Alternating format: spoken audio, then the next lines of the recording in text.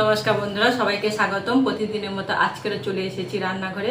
আজকের এক ধরনের গ্রাম্য পদ্ধতিতে দই চিকেন রান্না করে দেখাবো। মশলা সব করে নিয়েছি, পেঁয়াজ, রসুন, আদা, জিরে, ধনে বাটা, কাঁচা লঙ্কাও নিয়েছি, একটু শুকনো লঙ্কাও নেব। আলু কেটে নিয়েছি, চিকেনটা ধুয়ে নিয়েছি। এবারে চিকেনটা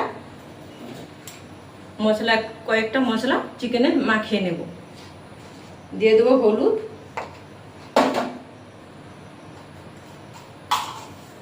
লবণ। একদম ঘোড়া গ্রাম্য পদ্ধতিতে আপনাদের দই চিকেনটা করে দেখাবো। এই যে নিয়ে নিয়েছি টক দইটা মাখিয়ে 10 মিনিট মতো রেখে দেব।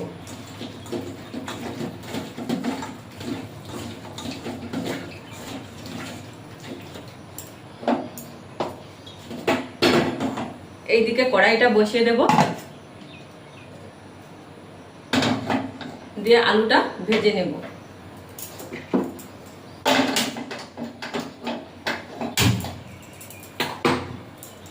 কড়াইটা গরম হতে থাক, এদিকে চিকেনটা মেখে নেব।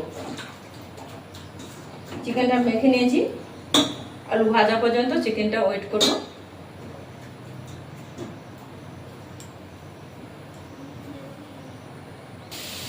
আলুটা ভেজে নিয়েছি। এই যে আলুটা ছোট আলু বলে গোটা গোটা রেখেছি আলুটা।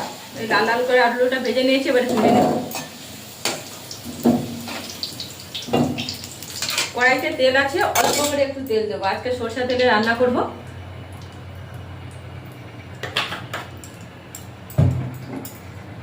এখানে এলাচ, লবঙ্গ আর শুকনো লঙ্কা আছে, দিয়ে দেবো।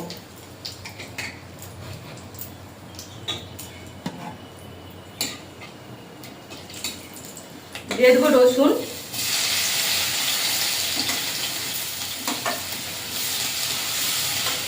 রসুনটা ভাজা ভাজা করে নেব। এবারে পেঁয়াজটা দিয়ে দেবো, কাঁচা লঙ্কা পেঁয়াজটা একসঙ্গে দিয়ে দেবো। এবারে কাঁচা লঙ্কা, পেঁয়াজ, রসুনটা ভালো করে ভাজা ভাজা করে নেব। পেঁয়াজটা এইভাবে ভাজা ভাজা করে নিয়েছি। এবারে একে একে সব মশলা দিয়ে কষে নেব। দিয়ে দেবো আদা, জিরে আর ধনে বাটা, কাঁচা লঙ্কা দিয়েছিলাম, একটু লঙ্কার গুঁড়ো দেব,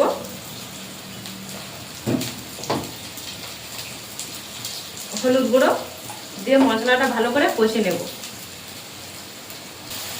মশলাটা কষানো হয়ে গেছে, এরকম মশলা থেকে তেল ছেড়ে গেছে। এবারে দিয়ে দেবো একটু মিট মশলা,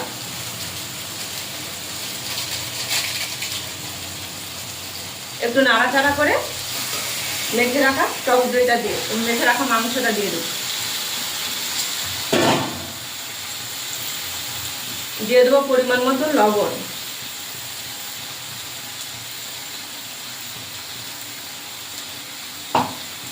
একটু নাড়াচাড়া করে আলুটা দিয়ে দেবো।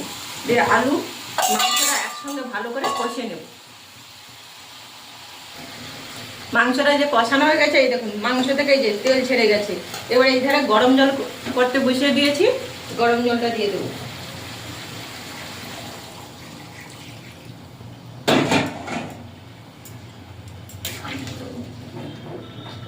দিয়ে ঢাকা দিয়ে দেবো।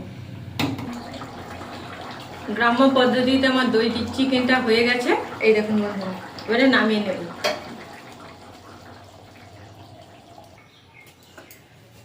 গ্রাম্য পদ্ধতিতে আমার দই চিকেনের রান্নাটা হয়ে গেছে। তাহলে বন্ধুরা আজকে আসছি, টাটা।